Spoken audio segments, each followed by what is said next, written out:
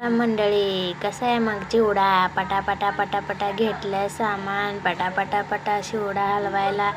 कसं आहे मग टेबल आमचं बघा. मग घातलं मीठ, मग हलवायला चालू. कसं आहे मग चिवडा. असं चिवडा बनवायला कुठं यावं लागतंय? यश कुमार हॉटेल. मग कसं आहे मग खायला यायचं का? मग असं चिवडा हलवायचं. मग नंतर उठ बस मग शेंगा पकडायला चालू.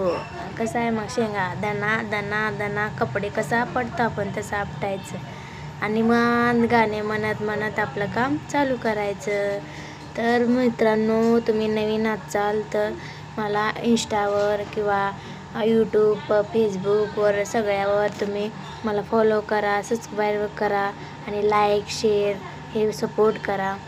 आणि एवढंच नाही की तुम्ही पण पुढे या, तुम्ही पण पुढे जावा आणि दिवाळी तुमची कशी होती ते कमेंटमध्ये सांगा. हे बघा कसं बघा तशातलं कचरा बाहेर पडायला लागलं.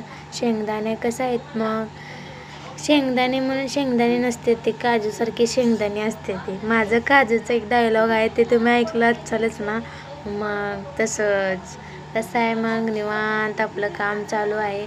कामावरचे व्हिडिओ बनवत नाही मी कधी, पण पहिल्यांदाच बनवले. बघू आता किती सपोर्ट आणि किती कमेंट करतात लोक. मग आपला कचरा आपल्यालाच उचलावं लागतं. मग कचरा भरायला चालू.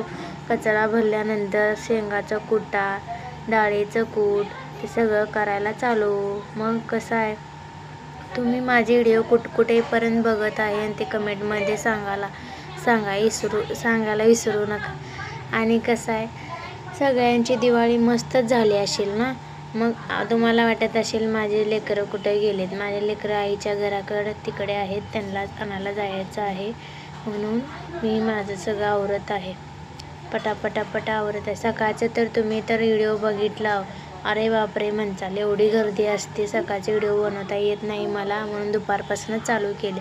हे आपलं शेंगाचं कूट आणि डाळीला चालू केले कुटा करायला. कसा मिक्सरचा आवाज तुम्हाला येऊ शकत नाही. मी मिक्सरचा आवाज बंद केलेला आहे आणि मिक्सरचा आवाज चालू केल्यावर काहीच ऐकता येत नाही. मग थोडं मिक्सर ते झालं, मग थोडं काकडी खायला बसले बाहेर. साईबाबा आपल्याला बघत होते. मग कसं धुवायला चालू, चकाचक धुवायचं चालू केले. पाणी कसं मारत आहे बघा मी. भरलं बॅलर ओतायचा, दबा पाणी ओतायचं, निरमा टाकायचा की घासायचं. चकाचक केल्याशिवाय चमकत नाही हो. चमकायला आपण मग त्याला तिथं घासावं लागतंय. घसा घासल्याशिवाय चमकत नसतंय. कसं आहे मग चमकायला लागलं का नाही. आता याच्या पुढे दाखवते तुम्हाला कसं चमकतंय. हे बघा कसं घसा घासत आहे. बघा असं घासावं लागतंय मगच चमकतंय ते, मगच चमकत नाही. बघा कसं चमकतंय. आणि मला घाम आला नाही, मी तोंड धुवून बाहेर येते. कामानंतर मी घरी आल्यावर कुलूप काय निघतच नव्हतं. तसंच मी कुलूप काढले आणि घरात जाऊन फराळीचं घेतले. फराळ करायलाच बसले. भूक लागली होती म्हणून फराळ करायला चालू केलं. मग फराळ केल्यावर म्हणलं आता चेहऱ्याकडे जरा लक्ष द्या, आपल्या थोबाडाकडे कोण लक्ष देणार.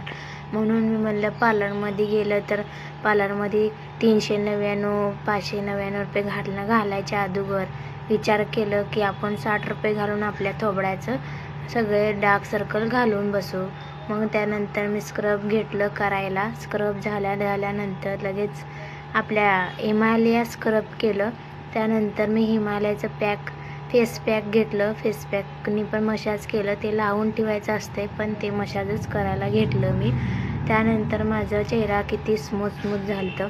हे बघा हिमालयाचं फेस पॅक त्याच्याने खूप सॉफ्ट होते आणि चेहऱ्यावरची आपल्या त्वचामध्ये घाण बसलेलं असतं ते सगळं बाहेर निघतं.